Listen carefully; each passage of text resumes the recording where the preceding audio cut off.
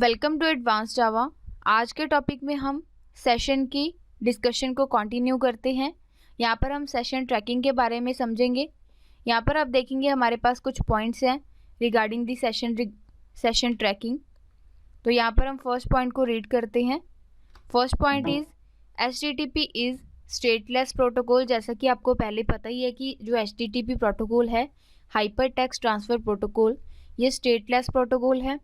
A client opens a connection and requests some resources और information। एक client क्या करता है, कनेक्शन ओपन करता है और रिक्वेस्ट सेंड करता है सर्वर को फॉर रिसोर्सेज और इन्फॉर्मेशन के लिए, कुछ रिसोर्सेज के लिए और इन्फॉर्मेशन के लिए।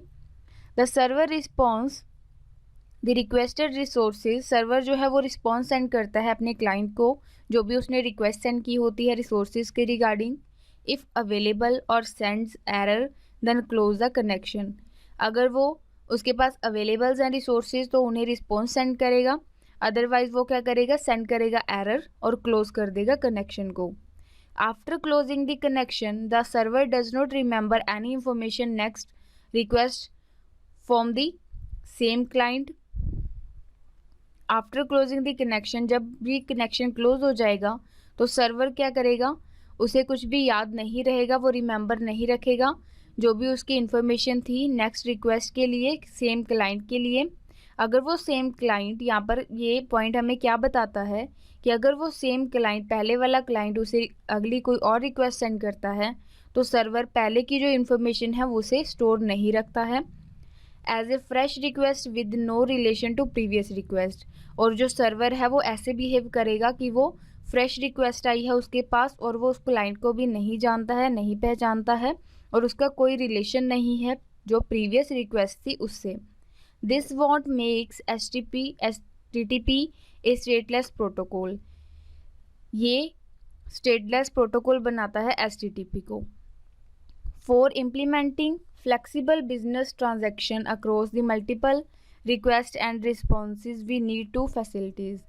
फ्लेक्सिबल बिजनेस ट्रांजेक्शन्स को इम्प्लीमेंट करने के लिए यहाँ पर हमारे पास 2 फैसिलिटीज़ हैं, सेशन एंड स्टेट। यहाँ पर हमारे पास 2 फैसिलिटीज़ प्रोवाइड करता है सेशन ट्रैकिंग, सेशन और स्टेट। तो यहाँ पर हम इनकी डेफिनेशंस जानते हैं। What is session? The server should be able to identify all the series of request from a single client from a single working session. Server क्या करता है, सर्वर एबल हो जाता है आइडेंटिफाई करने के लिए with session the series of request from the single client. एक सिंगल क्लाइंट जो है वो रिक्वेस्ट सेंड करता है series of request from a single working session. Working session के अंदर वो रिक्वेस्ट सेंड करता है। स्टेट क्या होता है, the server should be able to remember information related to previous request and other business decision that are made for the request.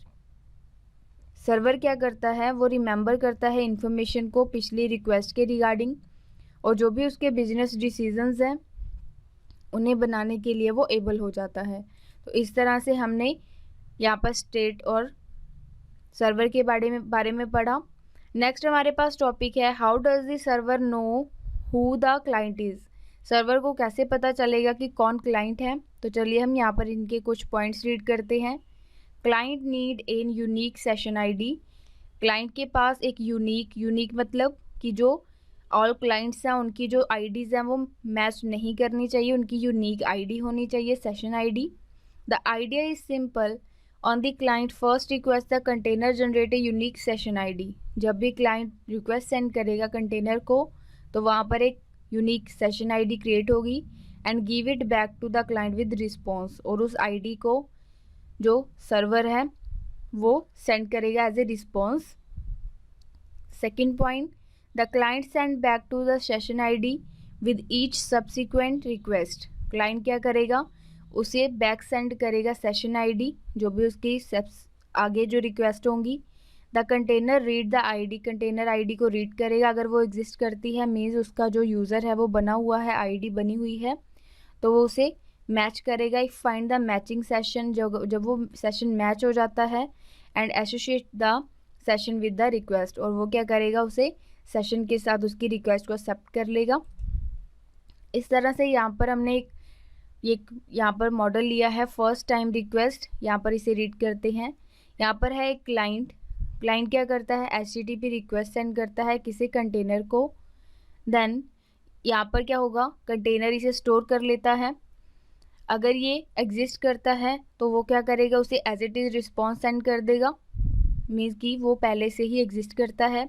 अगर वो क्लाइंट न्यू है, वो उसके साथ मैच हो जाता है कंटेनर के डाटा के साथ, तो वो क्या करेगा, उसकी आईडी जनरेट करेगा, आईडी जनरेटेड। आईडी उसे कोई भी दे सकता है, जैसे से फॉर एग्जांपल यहाँ पर हमने दिया है 1004, मीन्स उसका जो पहले वाला क्लाइंट है, प्रीवियस क्लाइंट, उसकी आईडी कितनी होगी 1003। तो नेक्स्ट वाली आईडी उसे अलॉट हो जाएगी, ID is equal to 1004।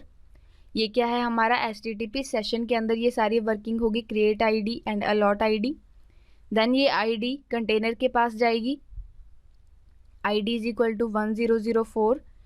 Then ये आईडी अब कंटेनर में स्टोर हो चुकी है। अब कंटेनर क्या करेगा, इस आईडी को क्लाइंट को अलॉट कर देगा, मीन्स कि जो भी वो आगे प्रोसेसिंग करना चाहता है, रिक्वेस्ट सेंड करना चाहता है, वो इस आईडी के थ्रू करेगा। ID is equal to 1004। ये क्या है, HTTP का रिस्पॉन्स है। पहले क्लाइंट ने HTTP रिक्वेस्ट सेंड की थी। तो इस तरह से ये सेशन की सारी वर्किंग होती है। सेशन ट्रैकिंग की मीन्स सेशन जो है वो ट्रैक करता है पहले अपने क्लाइंट को, जिससे कि उसके बाद आईडी के बाद उसकी जो सारी प्रोसेसिंग है वो स्टार्ट होती है। तो इस तरह से आज के टॉपिक में हमने सेशन ट्रैकिंग के बारे में पढ़ा। Thank you.